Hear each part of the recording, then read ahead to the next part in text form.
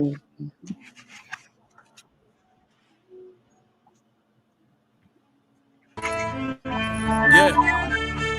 U3, live from the underground. Hello, everyone. It's your girl DJ Baby Blue Diamond, and you tune in to U3. A special guest in the building tonight. We have Miss Racquel Williams Jones from the nonprofit Can I Live? Hello, how Hi, you how are doing? you? I'm doing well. How are you tonight? I'm doing good. I'm doing good. I'm happy to first guest, the first welfare escape artist guest to talk about this, which is good. So we need to have this conversation, especially in the African American. About this enough. We don't have a lot of people that can give us advice in what you give. So I think you. now you call yourself. You. Now go Now ahead. you call yourself. You call yourself the welfare. What is that for people who don't know? The welfare escape artist. It was a name that I kind of gave myself after I was able to escape the welfare system a few times. Because the whole TANF and child care and WIC and housing and Medicaid and you know food stamps. These are systems that sometimes as African American women we find ourselves having to go on time and time again. Some people never get off, and some people thank God is there for us to, when we need it. Um, but just utilizing two major loopholes that most social services won't tell you about is really, how I've mastered being able to get me and myself. I was once a single mom of 4 children. So I had, baby 1, baby 2, baby 3, baby 4. I was pregnant every day for like 4 years. So I had the baby daddy trauma. I had the courts. I had, all of the depression, everything that comes with being a single mom on welfare, everything, mental health, suicide, depression, all of What it. advice do you have? Sorry about that. I didn't mean to cut you off. No, say that I again. just no, I didn't mean to cut you off. You said what advice? Single mothers who are on welfare and who are scared to make that jump, who are scared to make that step into getting off What advice assistance. I That would jump is not easy, especially at so much. Yeah. The advice I would give, first of all, fear is not God, is of the enemy. And anything you're gonna do, you can't make an important decision without all the information. So get as much information as you can. I have a course called the Great Escape Course. I think it's greatescapecourse.com. And if you cannot, usually what we do is we sell that to public housing authorities, social service entities. If you belong to an institution, I would suggest you take that greatescapecourse.com, bring that to them and say, hey, pay for this so that me and others can get off of this and out of this. And so, because there's nobody in the whole United States of America coming back to tell this information. And so it's something that I hold near and dear and true to my heart because I almost lost my life. I almost committed suicide and killed my 4 sons. And it was on the brink of having almost a mental breakdown. I fell to my knees and I prayed one prayer to God and I asked God if he got me out of this in my right mind, I'll come back and tell others and help others like me. And he kept his promise. So I'm keeping mine. 20 years later, I'm still out here making sure that, I can help other moms like me escape the traps, the pitfalls that are in the welfare system.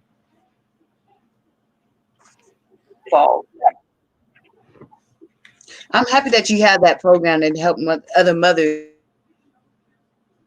that you did not decide to keep. Sometimes people get these knowledge or they find something out and they want to keep it to themselves and not let other people know about it. But it's like, no, we have to share. We have to stand. Do you feel like the government one of the main reasons why people tend to stay on welfare instead of like trying to get themselves out of poverty has a helping in that? I used to blame the white man, the government, the devil. I used to blame everybody, and yes, white America is very complicit. They're complicit in our oppression. You cannot address our issues without addressing theirs. So the government is definitely is definitely a partaker in the poverty pimping business. The policies, it's not just the government, it's the policies and the policy makers that make these programs.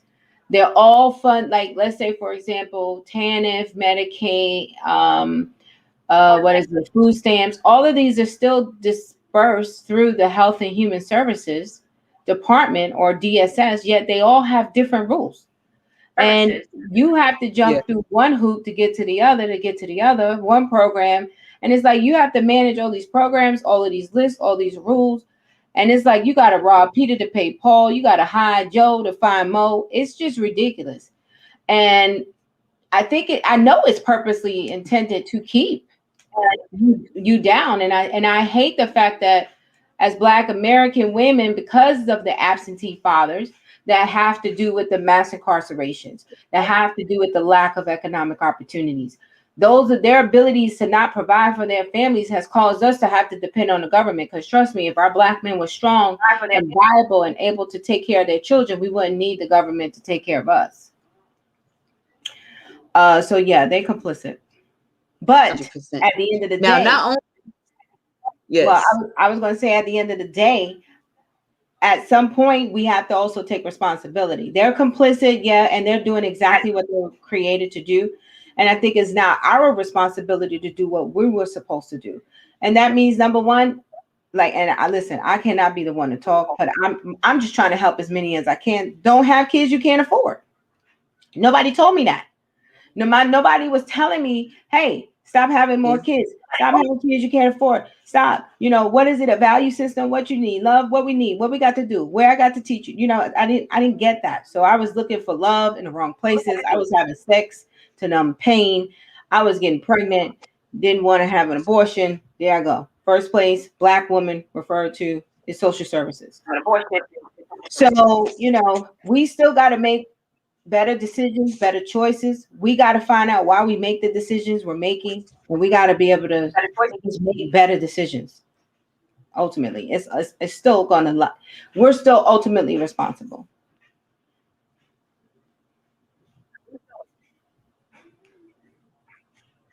I like that you said that it starts with us, which is sometimes people, like you said, they want to blame everybody. It's their fault that I'm on this. It's their fault that I'm doing this. It's their fault that I rely on that. Mm-hmm. But like you said, it starts with we have to take that responsibility. Absolutely. Now,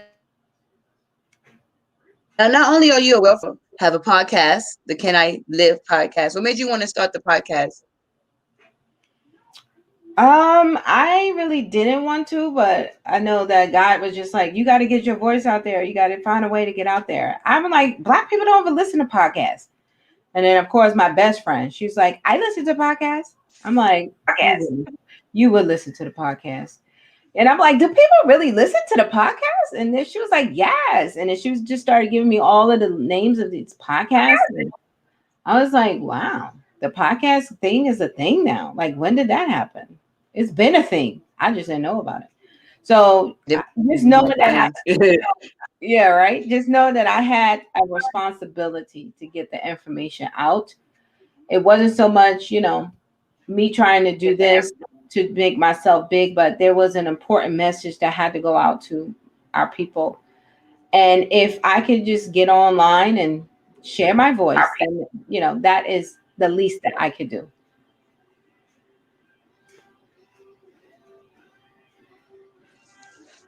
The podcast industry has changed from just interviewing people to giving out information like you do. I feel like that's why more people are tuning into podcasters, and it's not just listening to one person talk to another person about your life. We're actually gaining information. So I feel like that's another reason why That's true. That's good. more people are getting into, because I can learn something now instead of just what it used to be back in the day when they first started doing podcasts. Mm-hmm. Absolutely. And how it was. Now I love your creativeness with the title of your book. Get your hands off my butt. I know that catches people's eyes from the beginning. They're like, what's this? Get your hands off my Mm-hmm. butt. Yeah. But it's the hands on guide to avoid. So not only do you talk about it on your podcast, you have a book about it.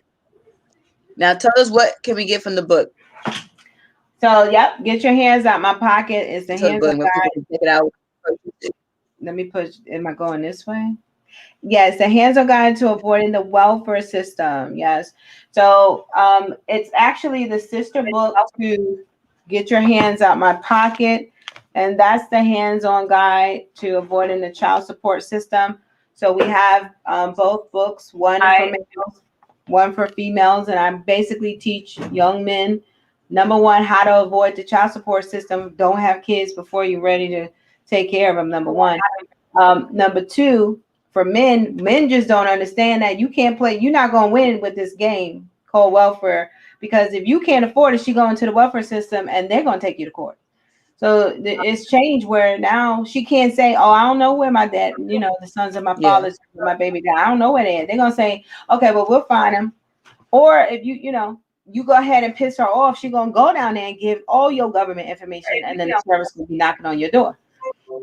And so if young men, especially our young kids, they 17, 18, 19, they, sticking raw, and they got a baby. They may not have intended, but before you 21, it's like your life is done because you owe all this child support. You in the system with all these kids. Like, nah, that's not it. That's just not cool. And so if I could teach young men how to even understand how women work, what to do, what not to do, what to say, what not to say. Like, as soon as she tell you she pregnant, please don't, never, ever, never say the baby not mine.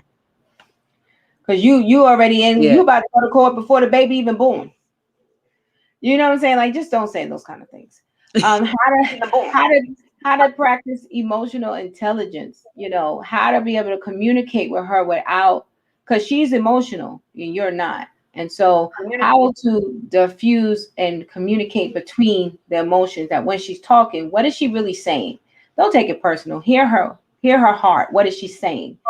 Understanding that kind of wiring of a woman is important. So you don't take it personal and you don't get on the defense and then y'all fighting.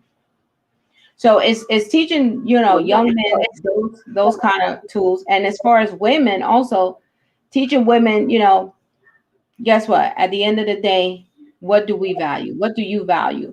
Is the nookie, if the nookie is just that good to be valued, then cherish it and don't just be giving it away. Like sparingly giving it to those that really, really deserve it. And if they deserve, and this is how you could tell if they deserve it or not, and then this is who we were really designed to be. So it really is calibrating the value of a woman. Or recalibrating the vibrations that we as women bring, particularly African American women, because we've been so devalued. It's in our music. It's in, from chicken heads to hoes to all this other stuff. You know what I'm saying? We just been devalued on so many fronts. And without our fathers being in the home, it's like, yo, we want the attention. We need the affection, the adoration. We need that. And when we don't have that, it's like, yo, fuck the world, excuse my language. It's like, yo, like, I'm gonna get it my own way. And we create this cycle. And so if these are the two best books ever written, I like to say, not because I wrote it, but they really are like bomb books. It's bomb books that our young people, and even some of our older generations, I've had grown women read them and say, wow, this book is really powerful, but I didn't want to be associated with the cover. And I was like, I don't know what to say, just get a book cover. Like back in the day, put a little book cover on it. And but, ultimately it's just to really better help do the inward work that I think a lot of government programs are not doing. They're teaching you how to write a resume, teaching you how to go to an interview on a job. But what about, how to overcome rejection and abandonment and hurt and pain and when you feel inadequate and insignificant? How do you come across that? How do you work on that?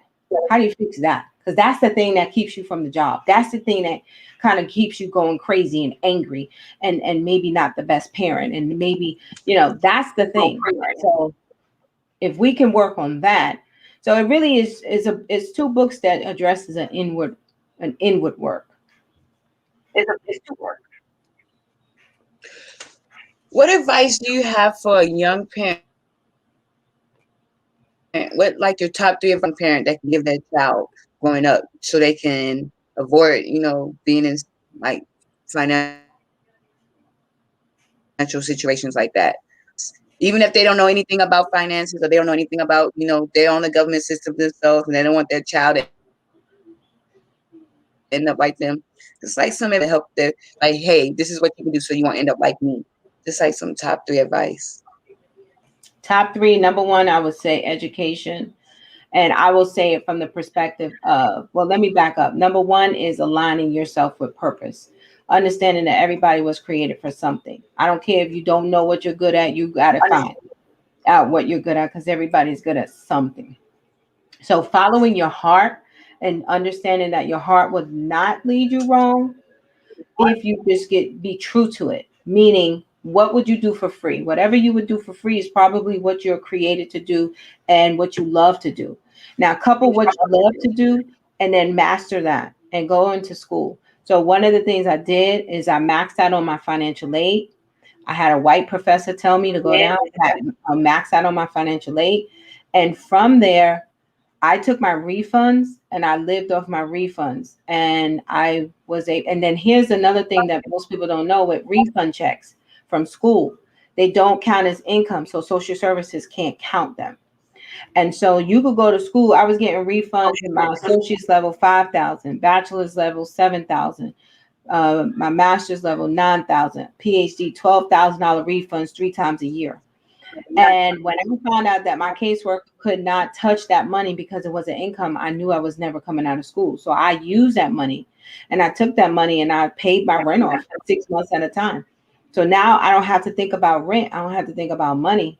Now I'm like, let's solve problems. Because if you can stay in that rat race all day long about worrying about when you're going to pay your bills or how your money coming in, then you can never create when you're desperate. And if you do create, it's only creating to fill the desperate place. It's not long term. And so I would definitely say school to use the financial aid and then you could keep your benefits. You keep your welfare benefits, if not get more. They're telling you to go to work. Work is not going to get you off of welfare. Get that education, use financial aid, get your income, and then use that to seed your small business. That's how I was able to write books. That's how I was able to build websites because I used what money was left over and I was able to do that. The next, third, and final thing is open up a small business. Why? Because small business income is not income. So when your business makes income, let's say I just wrote a contract and an invoice and you pay that invoice. That invoice could be $10,000, $5,000, whatever that is, that went to the business. It has a separate EIN number. It has a separate bank account. And that business is like a baby and it has needs and you got to feed it. It has website, insurance and consulting fees. And it has all of this technology, internet. It has all of these fees. Now, at the end of the day, after all of those fees are paid, then your money, if you so choose to take money out, becomes money that the welfare system, housing, Section 8, and them can take. So one of the things I realize is when it comes to, if you say I'm an entrepreneur, I have my own business, the first thing they're going to ask you is, let me see your taxes, because they're going to want to see your Schedule C on your taxes. Well, you file your taxes, and if your business made 20,000, 30, 40,000, but after expenses, it only made 3,000, then 3,000 is your income. If it had a loss, then you have no income. And those 3 things, aligning myself with purpose, understanding what I was created for, going to school, mastering that craft, using the education system to pretty much protect my benefits, and then using a small business to, well, using the education system to leverage the benefit, and then using the small business to protect the income that came in. And that helped me grow myself out of poverty. And I go through that in depth in the Great Escape course. That's why that's just one of those critical courses. I call it those are the two major loopholes, but I show you exactly how to do it, because you can say it, but you still need some technical assistance behind how to navigate the systems to produce that result. I know that was a long answer. The information. I'm definitely going to check out your books. I can gain a lot of information, even if you're not in poverty, or well, even if you're not in the welfare system, you still help somebody, still make money, gain financial stability and stuff like that. And I'm Absolutely definitely going to check out your work. I just learned a lot just listening to you right now. I was just like, what? I didn't know any of that stuff. Everybody did not says know. that. They be like, oh my God, I just got out of school. That's good to know for people who are college students. Yes. And I mean, I did it because I did it with 4 kids. So I did it legally. There ain't no con artist, ain't no Ponzi scheme. That's legal. And I did that because I just refused. I just had to stop lying. I was like, oh my God, Lord, if this is for you, if you created me to do this, I can't be lying. You can't be lying out. They got me like a liar out here. I'm not a liar, because the system will make you lie. And I was like, you know what? I just made a decision. I said, I'm not gonna lie. I said, I'm not gonna lie for the benefit. If it's meant for me to have it. And it's when I started to tell the truth, I found out all of these things. I was like, yep, I got that check. It's when I started. It was like, no, we don't even count that. Then I'm like, yep, I got a business.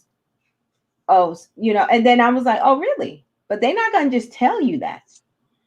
Which I think is ridiculous. Like, have a course. Yeah. Those are the type of workshops that welfare systems need to be having, is how to run your small business and protect your daggone benefits. Don't get me started. I like that you actually that you lived through it, so you know it works, because especially since this pandemic, but on Instagram, TikTok, you see all those fake people with the fake messages. True. In 2 minutes, all it takes is an hour. And I'm like, you can tell the ones that are real and the ones that are fake, because the ones that are real, they have a story. Like, I've been through it. That's right. I was here, and now the get rich quick schemes, they all came out once this pandemic hit. We don't need any of that. That's so true. That's so true. And that's another thing. But boot camp coming up. So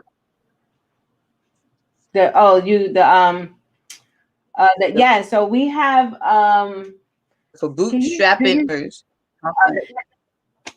Yeah, we have what is it, Hattie Mae from Love Thy Neighbor. Ma is going to join us on our event coming up. So because I just told you the 2 loopholes, I said education and entrepreneurship. In entrepreneurship, we have our incubator, and our job is to help small businesses do exactly what I just told you to do. And taking it a step further, we pay for your business license, we pay for your logo, your website. You get a coach, you get access to partners that get you certified, for contracting opportunities. So everything I just said, from business alignment to the education system, how to use creative financing.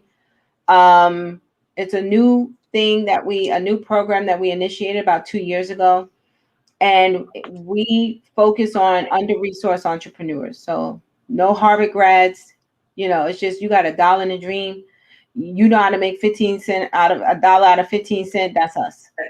So because I came from a place, I was an entrepreneur, but no programs were out there to help me. It took me 20 years to learn everything that I knew. And so I decided that if I had to help entrepreneurs do business, I would help entrepreneurs like me. Those were just like, I got $1 and I got a dream. That's all I got. And we're like, okay, we got a team.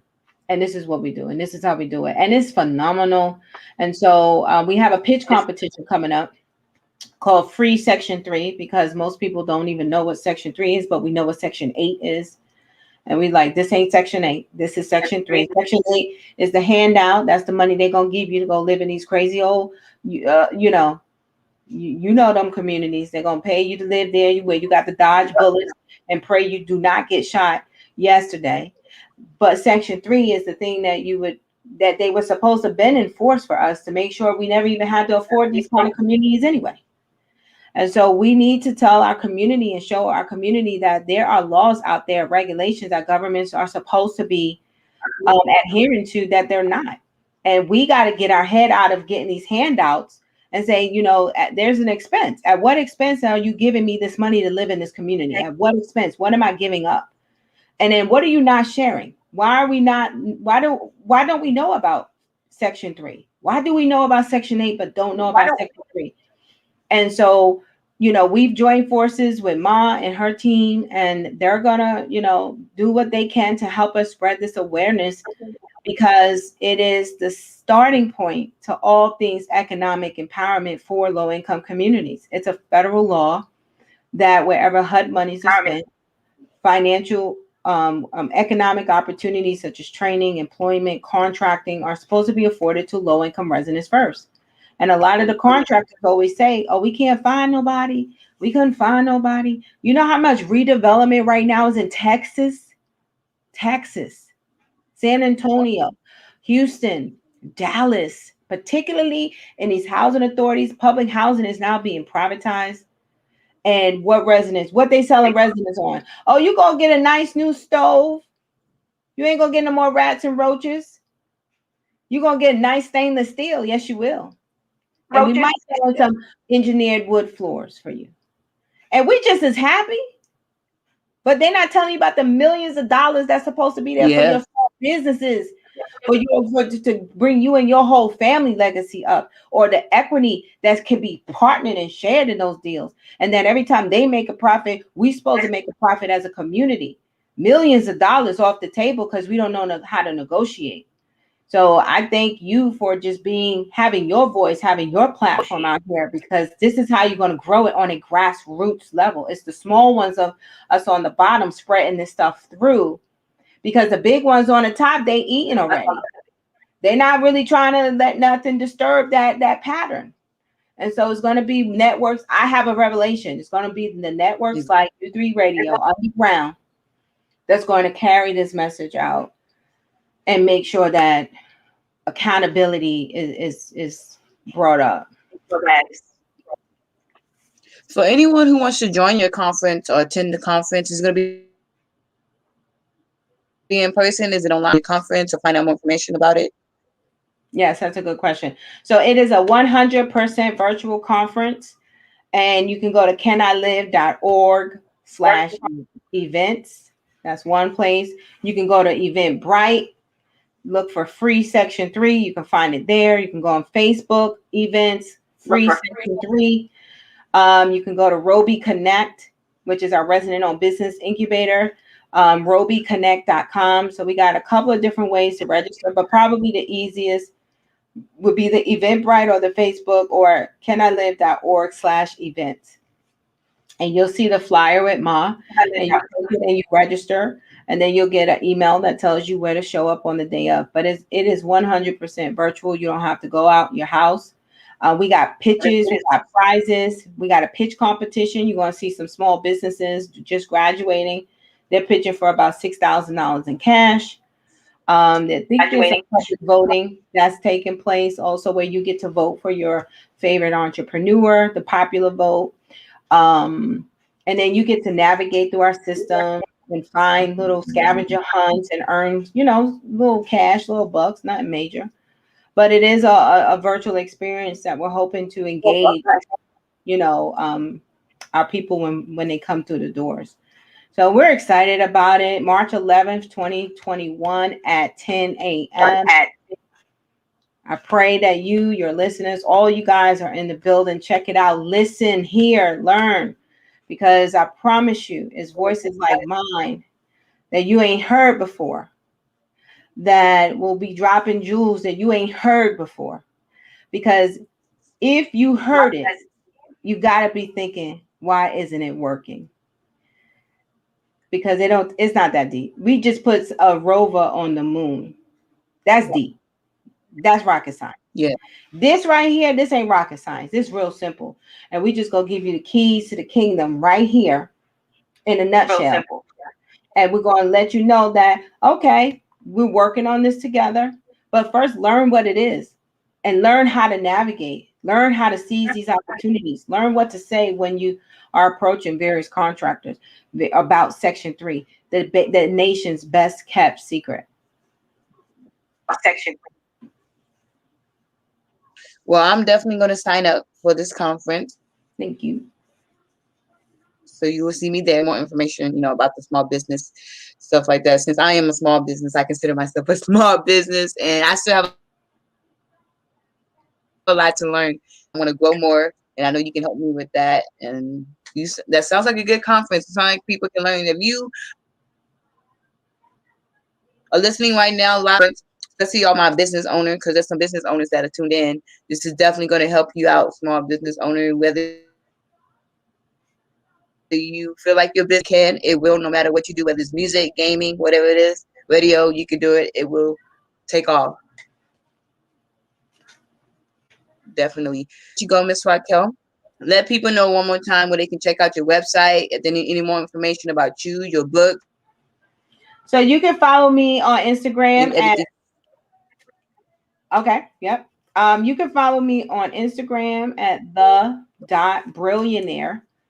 Brillianaire, like brilliant millionaire.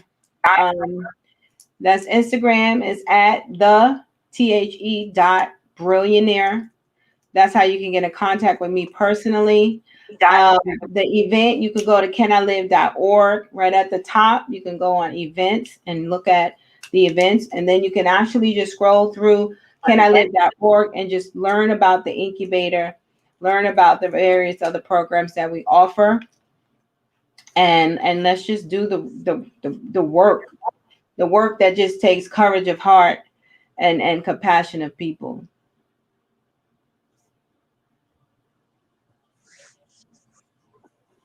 You heard it straight from my mouth. Make sure you go check it out. canilive.org. I typed it in the box. Canilive.org. All the information you need about her business, everything she does. Check out her books. Make sure you get one book out. Join her conference she has coming up. You will not be disappointed. I'm gonna be there myself. So if I'm telling you I'm gonna be there, you need to be more information, and especially if it's gonna help me further my business and what I'm doing. Congratulations to you, Miss Racquel. We need more people like you. So keep it up. Keep up with your podcast. I'm definitely gonna subscribe to your YouTube channel and check that out. Thank you so much. Thank you for doing what you're doing. Going. Thank you. I'm trying. Thank you. No, I definitely want to hook up with you and be able to support your vision. I see you out here. It looks good. And I just want to be able to see how we can best support you. Support you too. We always got to support our own, especially sisters, guys.